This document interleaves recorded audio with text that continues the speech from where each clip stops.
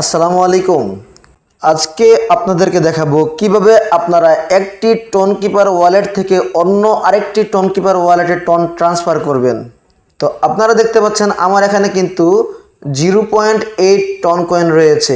তো আমি এখান থেকে অন্য আরেকজনকে অথবা অন্য আরেকটি ফোনে 0.23 টোন ট্রান্সফার করব। তো এই কাজটি করতে হলে প্রথমেই আমি যেই ফোনে টোন ট্রান্সফার করব অর্থাৎ যে টোন রিসিভ করবে তার টোন কিপারে যেতে হবে। তার টোন কিপারে আসার পর দেখেন এখানে একটা কিন্তু এই ওয়ালেট অ্যাড্রেস দেওয়া আছে, আপনারা দেখতে পাচ্ছেন ফোনের স্ক্রিনের।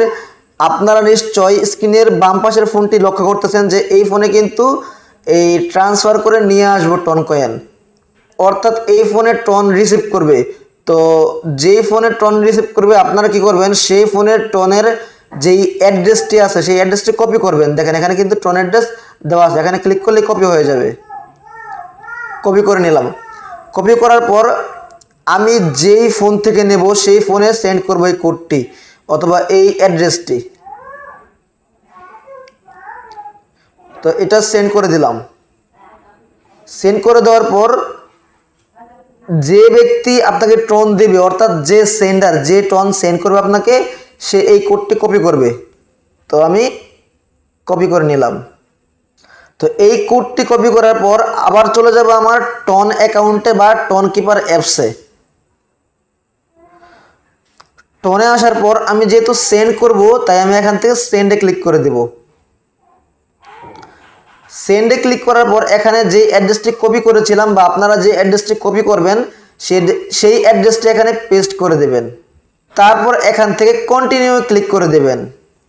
আমি এখানে টোনের পরিমাণ লিখে দিলাম, আপনারা টোনের পরিমাণ লেখার পর এখান থেকে কন্টিনিউ ক্লিক করে দেবেন।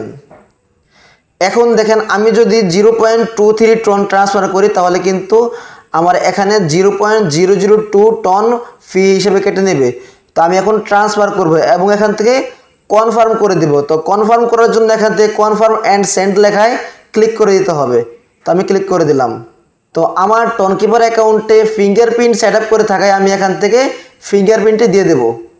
দেখেন এখানে কিন্তু ডান লেখা চলে আসছে, এখানে কিন্তু সেন্ট লেখা আছে এবং কতটুকু সেন্ড হয়েছে তা কিন্তু এখানে লেখা আছে। দেখেন এখন আমরা যেই ফোনে টোন সেন্ড করেছি ওই ফোনে চেক করব। ওই ফোনে চেক করার জন্য আমরা ওই ফোনের টোন কিপারটা ওপেন করব। ওপেন করার পর দেখবে এখানে যদি 0 থাকে তাহলে এটা একটু রিফ্রেশ করতে হবে। রিফ্রেশ করলে কিন্তু আপনারা দেখতে পাবেন এখানে কিন্তু এই যে 0.23 টোন চলে আসছে। দেখেন 0.23 টোন কিন্তু এখানে চলে আসছে। তো টোন কিপারের বিষয়ে কারো কোনো মন্তব্য থাকলে আপনারা কমেন্ট বক্সে আপনার মন্তব্যটি জানিয়ে দিতে পারেন। ইনশাআল্লাহ আপনার কমেন্টের অ্যান্সার পেয়ে যাবেন। তো আজ এই পর্যন্তই, ইনশাআল্লাহ দেখা হবে পরবর্তীতে অন্য কোনো ভিডিওতে। সে পর্যন্ত ভালো থাকুন। আসসালামু আলাইকুম।